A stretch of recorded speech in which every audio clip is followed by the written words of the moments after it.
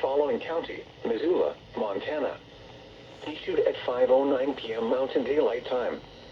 The National Weather Service in Missoula has issued a flash flood warning for east central Missoula County in west central Montana, west central Powell County in west central Montana, until 7:15 p.m. Mountain Daylight Time.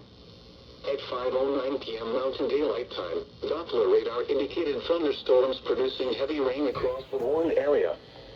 Flash flooding is ongoing or expected to begin shortly. Hazard: flash flooding caused by thunderstorms. Source: radar indicated.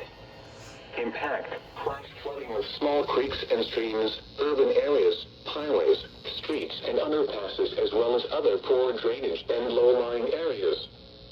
Some locations that will experience flash flooding include Clearwater and Greenough. Turn around, don't drown when encountering flooded roads. Most flood deaths occur in vehicles.